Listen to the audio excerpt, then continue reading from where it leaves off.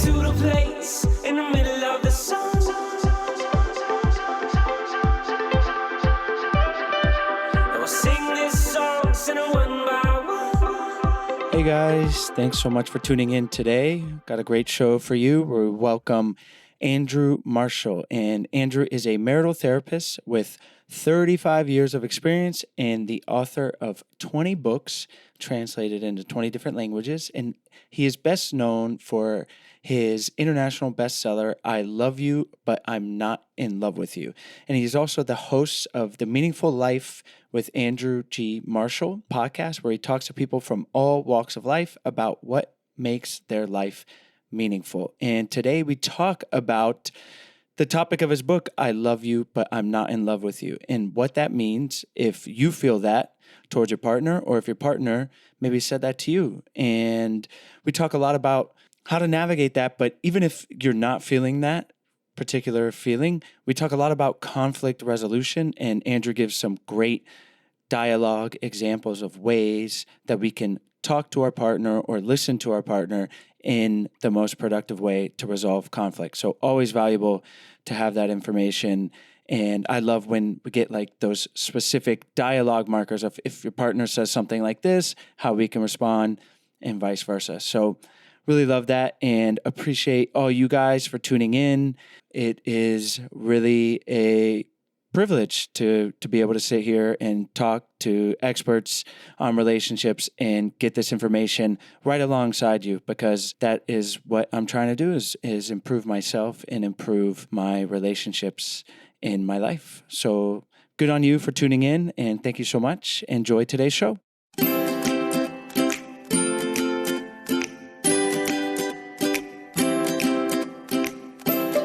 Hi, Andrew. Thanks so much for joining me on the show. It's my pleasure. Today, we're going to talk about something that some of our listeners may be feeling themselves, or something that maybe their partner has said to them. And that is, I love you, but I'm not in love with you.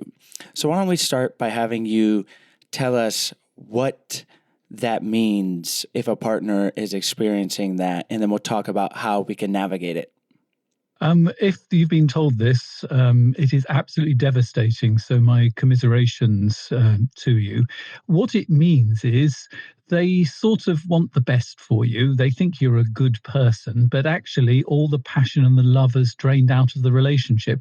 And as many people in this situation say to me, we feel like brother and sister or flatmates. And that's sort of nice, but it's not really a foundation for continuing the rest of your life together. And so it is a warning that the relationship is in a very dark and dangerous place. Now, sometimes people think, oh, well, we will press on and we'll just be nicer to each other. And they hope that's going to make it better. But really, you're just kicking the can down the road. And if you're told, I love you, but I'm not in love with you, please do take it very seriously indeed. So let's say someone is feeling this. They're like, I love my partner, but I'm not in love with them. That the passion is gone. And that's starting to creep into their head. What questions can they kind of ask themselves before they just run to their partner like, hey, I'm not in love with you anymore, but I still love you? What can we start to go through in our heads if we're starting to feel that? Well, I think you first of all need to own up to how long you've been feeling this, because what generally tends to happen with inconvenient and uncomfortable feelings is we sort of push them away, and we say, oh, I don't really feel like that, or I'm just stressed at work, or it'll be better when the children go to school, or the weather changes, or something else. And of course, actually, it's something quite important and fundamental. So I think you have to own up to actually how serious it is and how long it's been going on for. And it's often very difficult, because a lot of the people who come to me with, I love you, but I'm not in love with you, are often what their friends think as the perfect couple. When they go out together, they're very friendly, they don't argue, everything on paper looks absolutely wonderful. But actually, the reality is that they're just friends. It's actually a little bit bleh inside, or maybe it's a life of quiet desperation inside there. And what you need to do is realize why it's happened. And what are some of the questions we can ask ourselves about why it's happened, and then some of the steps we can take to reignite that passion? Well, the most important thing is you need to be able to argue constructively. And most people with "I love you, but I'm not in love with you" are able to keep everything nice, or not to fight. I often get people who say, my parents fought like cat and dog, and I promised I would not fight, and certainly not over little things. But actually, what happens when we're upset with our partner, and we say, oh, don't go there. We're friends. We've got to be nice to each other. You've perhaps grown up in families that don't fight. What you do with those negative feelings is you push them down and push them underground. And we think we can actually switch off the nasty feelings like anger, bitterness, frustration, fed up, resentment. We think we can switch those off and, put a nice big smile and think happy thoughts. But we can't choose which feelings we switch off. And sooner or later, we switch off all of our feelings. So nearly always, "I love you, but I'm not in love with you" is because the couple don't argue enough. And the wonderful thing about arguments, I know it sounds strange to say this, is that it's a very good way of bringing issues up to the surface, because you start arguing about, I don't know, the washing up, but actually other issues come up that have been buried as well. And before you know it, you might have actually got to some really quite important things. And then when they've come up to the surface, you can actually deal with them. And I don't know how you're going to feel about this, but actually arguing is a very intimate thing you can do. And unfortunately, when you get "I love you, but I'm not in love with you," lots of couples try and do more loving things for each other. They say, let's go out on dates. Let's reignite the passion by putting silk sheets on the bed. But what's happening is they are still avoiding the arguments. I thought when people read my book, "I love you, but I'm not in love with you," that they would come away with this central message: argue more and argue constructively. And we can talk about what makes a constructive argument later. But actually, people often don't want to hear that.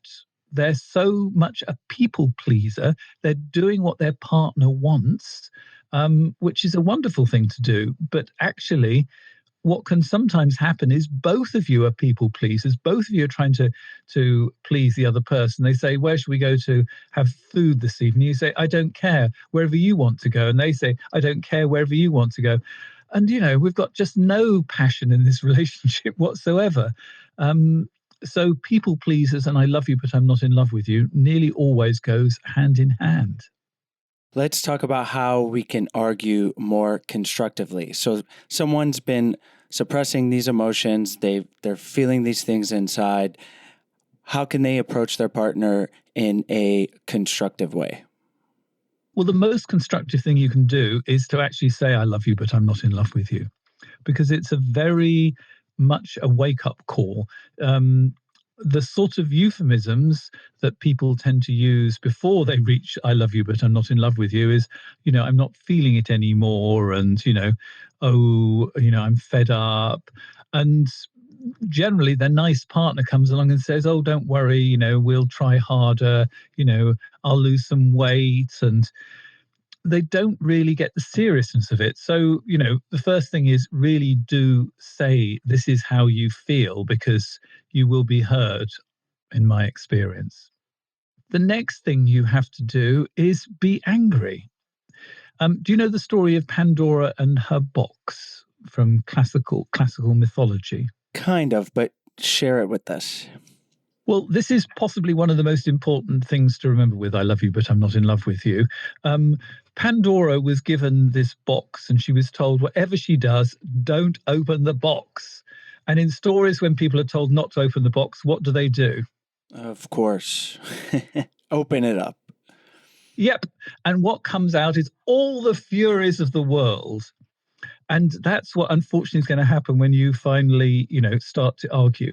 And it really doesn't matter. It is just so important to just go bang, and let it all out. Because what's actually left in the box in the story after all the furies of the world had come out was hope.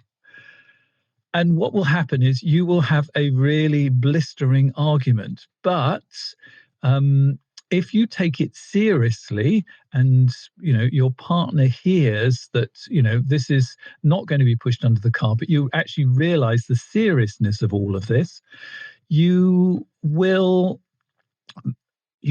actually create a sense of hope, the sense that your partner will be listened to. You take seriously what they're saying. So they say, we don't go out enough, you spend all your time at work. Now, if somebody says that to you, your immediate response is, we did go out 3 months ago, and I have to work hard because it pays the bills. And those things might be true, but you're not actually taking your partner's feelings seriously. And they feel if you don't take their feelings seriously because you want to try and rescue it and make it all better straight away, that nothing can change. So when they get angry, don't try and play nice and push it over. Acknowledge their anger. I can see you're really angry. And find out exactly what they're angry about. And at that moment, go into their shoes. It's going to be really difficult, but saving relationships is not a piece of cake. And from where they're standing, everything they say is the truth. I'll say that again because it's important. From where your partner is standing, everything they say is the truth. So from their place, in their shoes, you don't go out anymore, and you do spend too much attention on work. So if you take their feelings seriously, if you take their thoughts seriously, they're going to believe you're taking them seriously. And that is actually going to be beginning to rebuild the bond. So, you can give your side of the thing afterwards, but make certain that they have had their chance to really hear. So allow them to be angry, or be angry yourself. The next thing you want to do is actually sit down together and say, what are the issues we cannot talk about? Now, have a think about that. What are the issues you can't talk about? And I'm sure if you are honest with yourself, you'll write down some things like, you hate her mother. She earns more than you do. Those unmentionable topics you're not allowed to talk about, they do need to be talked about. And this is the moment you're going to talk about them. So we're giving ourselves permission to have feelings. We're beginning to actually address the issues that we have not attached any importance to over the last few years, because we're so in love and we're going to be so nice and we're performing love to everybody that we're not actually taking the real temperature. You've said a couple really valuable things, and I just want to visit the idea that recognizing from where our partner is standing, everything they say is the truth, and validating their feelings, even if that is not what you think is going on. Now, let's just say, and I don't want to say, our partner is always wrong, but obviously there's going to be times when what they're saying is not near the truth. So we validate their feelings, say, I'm sorry you're feeling that way. Tell me more. No. I'm sorry you're feeling that way is saying, you shouldn't be feeling that way. You're feeling angry. I understand that. Or just, I can see that you're angry. Don't put those, I'm sorry you're angry, because almost the next sentence is, you've got no right to be angry. It's a half-assed apology. No, do not say those words. I'm eating my own words here, and that's why you're on the show, to correct me. So that's super important. And I love these dialogues examples. So we say, I see that you're angry, and then we get curious. And don't worry if you get it wrong, because they'll soon correct you. I'm not angry. I'm blooming furious. And, you're completely furious. And then they say, because we never go out anymore and you work all the time. So you're saying that so you effectively feed it back to them. You reflect it back. You say, so I see that I hear that you're angry because we don't go out anymore, and in your opinion, I spend all my time at work. And they will probably not just say that's right. They will give 30 examples of all of that, and you listen to those, and you might even reflect back those things, because being felt that you're heard, even if there are things that are painful and difficult, that is an incredibly loving thing to do. You're really showing what love is, that you love your partner because you're prepared to listen to their upset and, not try and dismiss it or make it smaller or tell them that they shouldn't be feeling like that. So that is an incredibly loving thing to do. And then here we have the three most loving words in the English language. Do you know what the three most loving words in the English language are? I see you. Not bad, but this is even better. Tell me more. Now, to actually say to somebody who's giving you all this criticism, tell me more, you can see how loving that is, because you are prepared to listen to all of this stuff. I love you is a way of trying to shut them up. I love you, so please don't upset me. This is, you're upsetting me, but please tell me more. That is incredibly loving. So say, tell me more. Really listen to this. And if the criticism is that you spend all your time at work, I would be almost tempted to phone in work the next morning and tell them you're sick, and say, I'm actually not going into work tomorrow, so we can actually really talk about this, and I can really hear what it feels like from your point of view. And sometime in that day, you're going to actually discuss, um, you know, how you see things. But once your partner has been listened to, they will return the favor. It's something I often say: instead of demanding things from people, be the change you want to see. So if you want to be heard and taken seriously, you have to listen and take your partner seriously. That is really valuable way to frame things, and not demanding of our partner, but acting in the way in which we would like to be treated. So you've given us some great dialogue examples now. And notice how I want to get to the part where we're able to respond. So our partner is angry. We're saying, I see that you're angry. Tell me more, being curious. And then at what point can we talk about our side of the situation, and how can we do that? I think I'd like some curious questions, a few more, not just curious. I'd like some curious questions. How does this make you feel? When do you feel that? Can you give me an example of a time when you felt like this? Oh, I'm not quite certain I understand that. Could you run that past me again? Really lots of curious questions. Curious questions start who, why, what, when, how. They're not leading questions. Wouldn't you agree that I took this job so that I could spend more time at home, sort of kind of thing? No, you're not a barrister. You're there curious. You want to find out. But yes, there does come a time when, you're allowed to have your side of the piece. So what you do is you say, I'm really interested in what you've been saying, and I've really learnt some important things. Might even tell them what you've learnt. That would be really brilliant. Can I tell you how things are from my point of view? Now, if they say, well, you're now going to make this all about you or whatever, and they're going to get defensive and angry, now is not the time to do it. There's always tomorrow or the day after tomorrow. But I promise you that they will be interested once they've been heard. And generally, I love you, but I'm not in love with you.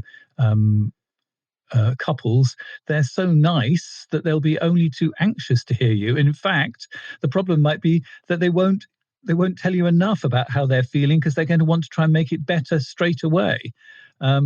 So actually, almost if they're taking a long time, that's probably good because there's a lot that's got to come out. Before we continue on, we want to tell you about today's sponsors. Today's episode is brought to you by Headspace. Wouldn't it be great if there were a pocket-sized guide that helped you sleep, focus, and just overall feel better? Well, there is, and if you have 10 minutes, Headspace can change your life. Headspace is your daily dose of mindfulness in the form of guided meditations in an easy-to-use app. Headspace is one of the only meditation apps advancing the field of mindfulness and meditation through clinically validated research. So whatever the situation, Headspace can really help you feel better. For example, if you're feeling overwhelmed, Headspace has 3-minute SOS meditations to make you feel more relaxed and at peace. And if you need some help falling asleep, Headspace has wind down sessions that I love after the end of a long, busy day where maybe my head is still turning. And for parents, Headspace even has morning meditations you can do with your kids, which we sometimes do with Stella. She loves it. Headspace's approach to mindfulness can reduce stress, improve sleep, boost focus, and increase your overall sense of well-being. We talk about the benefits of meditation all the time on the show and how it can truly transform and help your relationship. I've been using Headspace for a few years now, and I can honestly say that I feel significantly better when I am consistently meditating. I am more patient with Stella, I'm more aware of how I communicate and I speak with Chase and others around me, and it's given me real tools to better handle daily challenges that life throws at us. Headspace is backed by 25 published studies on its benefits, 600,000 5-star reviews, and over 60 million downloads. Headspace makes it easy for you to build a life-changing meditation practice with mindfulness that works for you on your schedule, anytime and anywhere. You deserve to feel happier, and Headspace is meditation made simple. Go to headspace.com/ido. That's headspace.com/ido for a free 1-month trial with access to Headspace's full library of meditations for every situation. That is the best deal offered right now. Head to headspace.com/ido today. Today's episode is brought to you by Dipsea. We are finally coming out the other side of the pandemic where you might have been spending a lot of time alone, self-quarantining, not really going out on dates. And we're slowly emerging, but you might be needing a break from your inbox, from the media, from news, and maybe from dating. You went back into the dating world and you're like, oh, okay, I liked the quarantining part. Dipsea is just what you may need. And Dipsea is an audio app full of short, sexy stories and guided sessions that are designed to turn you on and help you get in touch with yourself. The stories are relatable and immersive, so you feel like you are right there. And there truly is something for everyone, no matter what you're into. They add new content every week, so there's always more to explore. They have all kinds of different stories about maybe a spontaneous hookup or a sexy yoga instructor, but really anything you can imagine, and maybe some things you can't imagine, which will surprise you. You might find something new that you like. Are on the Dipsea app. The guided sessions can help you unlock new confidence or heighten intimacy with your partner. So try a new way of getting turned on with Dipsea.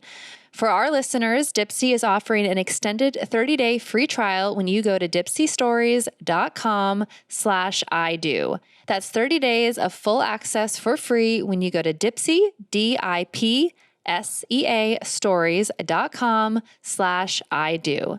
dipseastories.com/ido. Today's episode is brought to you by ZocDoc.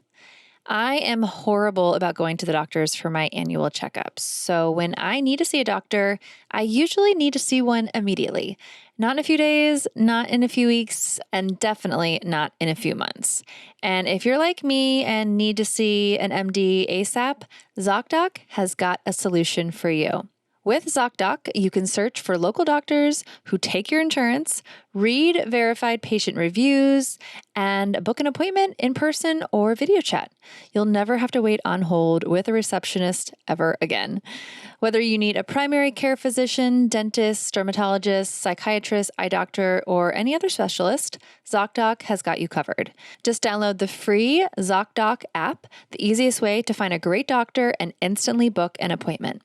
Every month, millions of people use ZocDoc, and I am now one of them.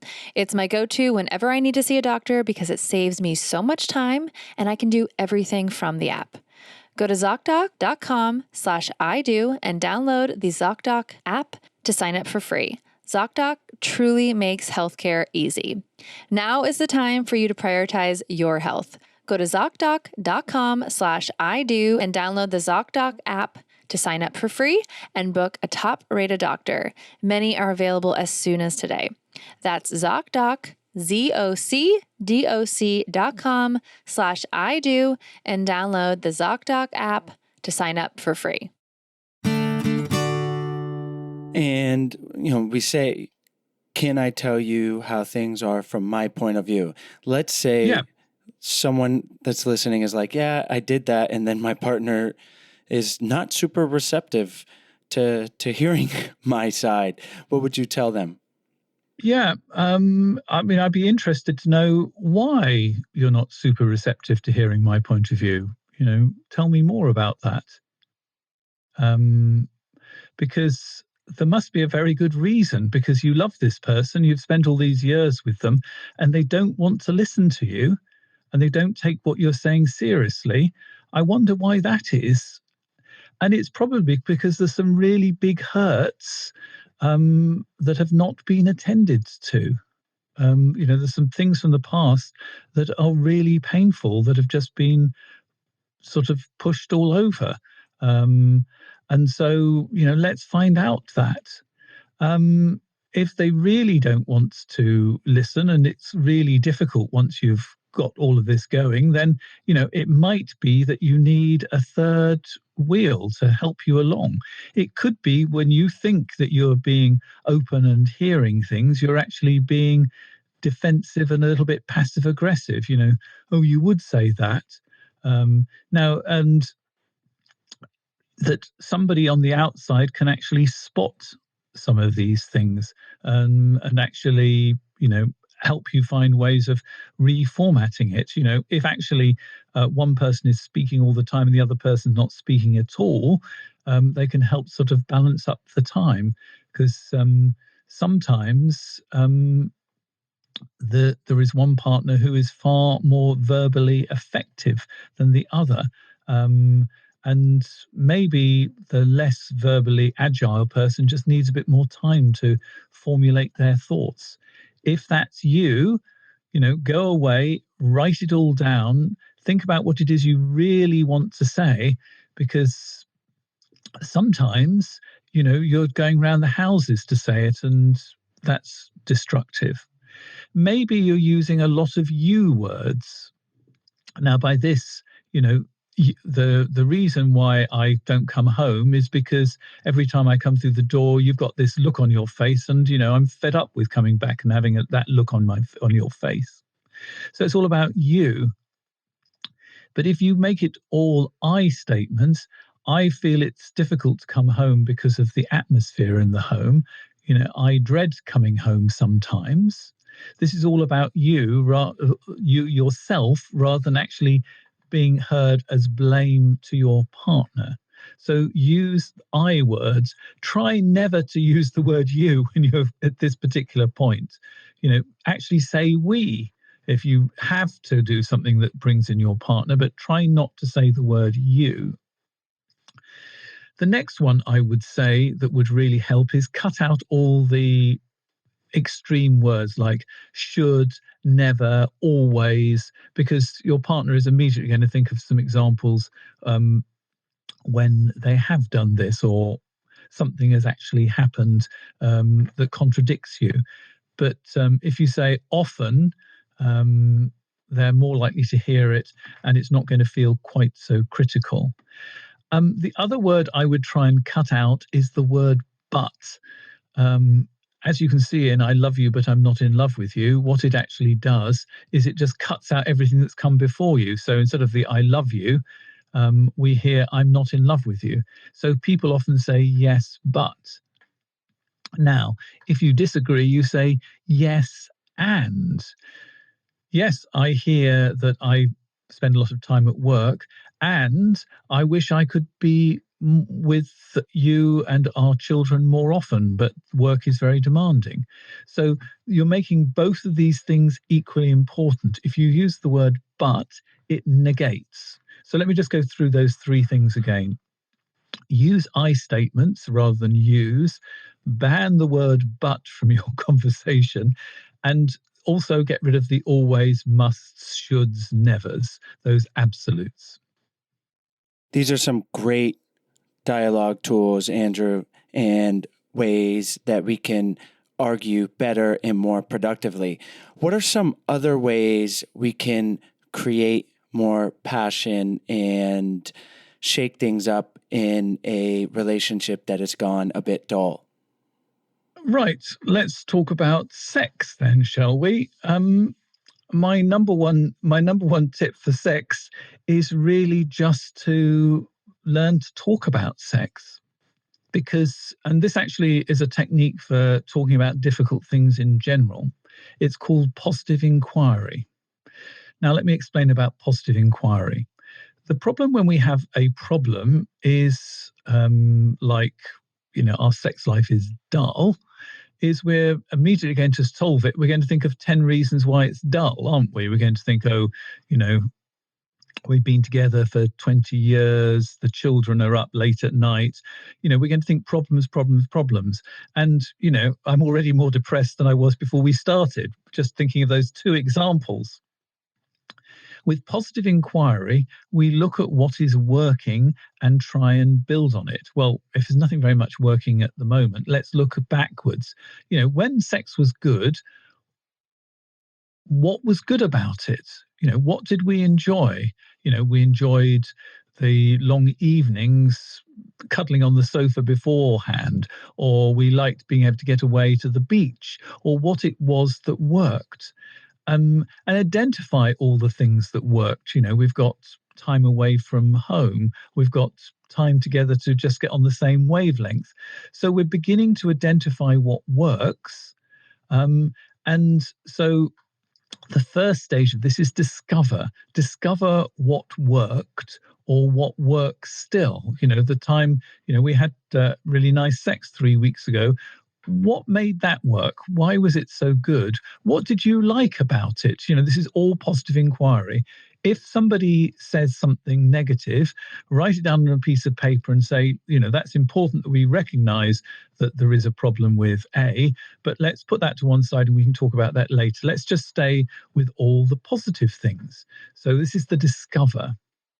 And then we sort of dream about what is it that we would like? If anything was possible, what would we like? We would like to have more space for ourselves, for example. We'd like to have more time. We'd like to do different things.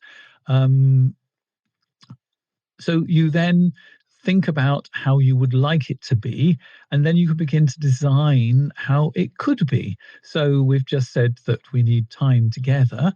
Well, let's arrange a weekend away again.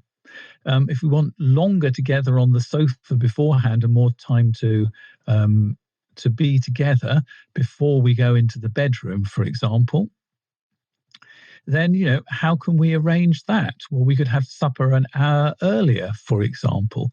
You can actually begin to think of some practical things that would help.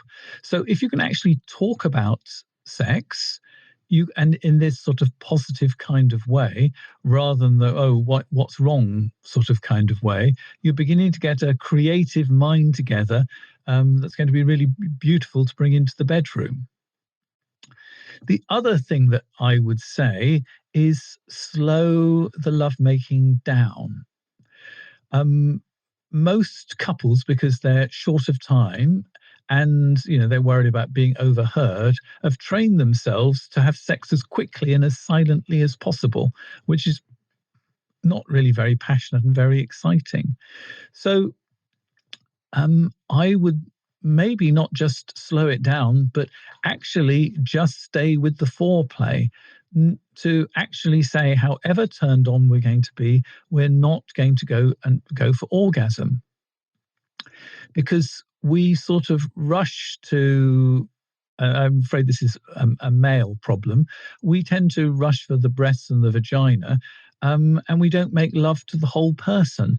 And there's only a certain amount of time that our wives and girlfriends actually will put up with that sort of kind of behavior without sort of zoning out. And zoning out doesn't make for great sex.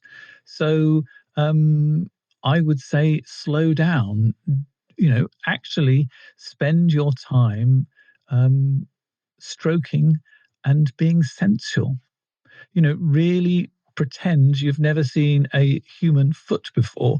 Imagine you've come from another planet and you're going to spend 10, 15 minutes exploring that foot, for example. I mean, obviously, if your partner is ticklish and they don't like their feet being touched, that's not the right place to start. But, go where the interest is, or where even just stroking their arm and hand, really look at it. It is extraordinary how our hands are put together. Feel where it sort of is rather nice, the sort of slightly lumpy thing on the back of your on where your fingers bend. It's quite an interesting sensation there. I'm just stroking mine. And so if you're finding that nice, you stay there for a few minutes, because, our fingers are sources of great sensual pleasure. Really switch your fingers on and feel it. We spend so much time using our hands as implements. We don't actually stop. In fact, why don't you do this now? Just stop and just really feel at the end of your fingertips something. It could be, I've got my phone here as well, and I'm just feeling the stitching on the cover. And really feel the sensual pleasure of those little bumps going over your fingers.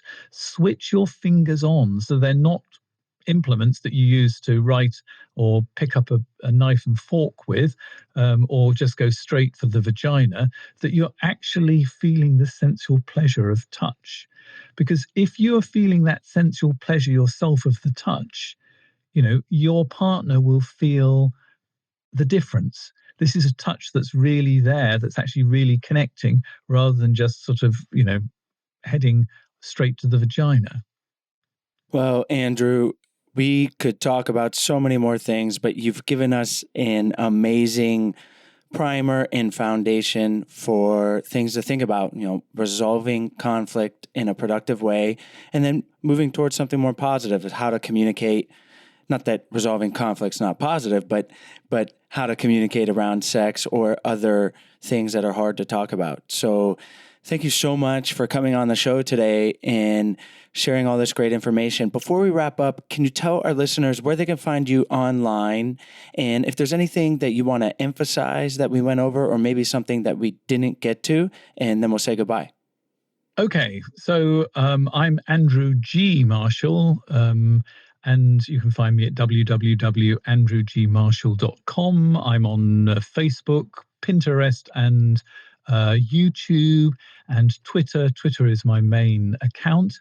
I have a resource that I think you'll find really useful, which is called The Meaningful Life with Andrew G. Marshall. And I look at what makes life meaningful, and that can be meaningful relationships.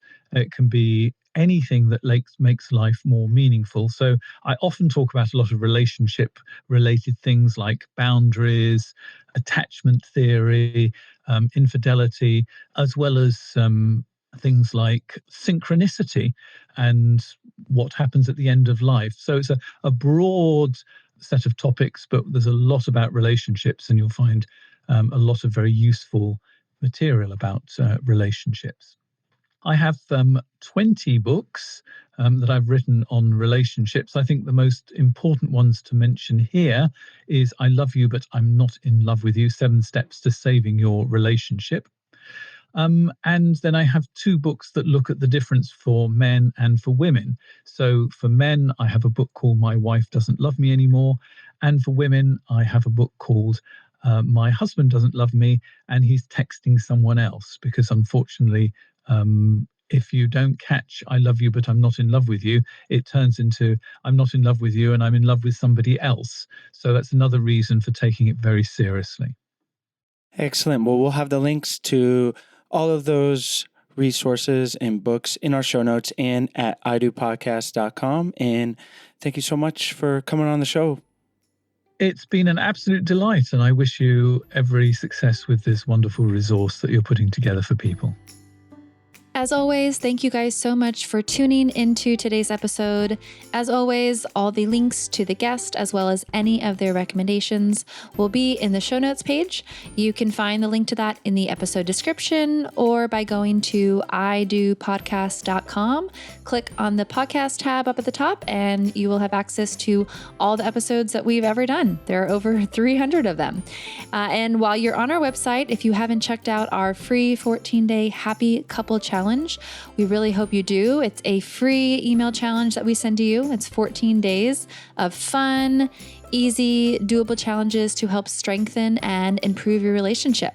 And if you're looking for something that provides a little more help with working on your relationship, whether it's improving intimacy or communication with your partner, or just bringing the spark back, we would love for you guys to check out our online course, Spark My Relationship.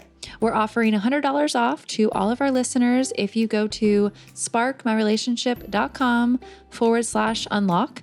We've worked with over 15 psychologists and therapists to create the real life tools and strategies that they are teaching their clients. So we wanted to give them to you. It's a self-paced online course that can be done in as little as a month or up to 3 months. You can really decide how much or how little you want to do with your partner, or maybe just yourself. So we hope you guys check that out. It's sparkmyrelationship.com/unlock. Have a great day.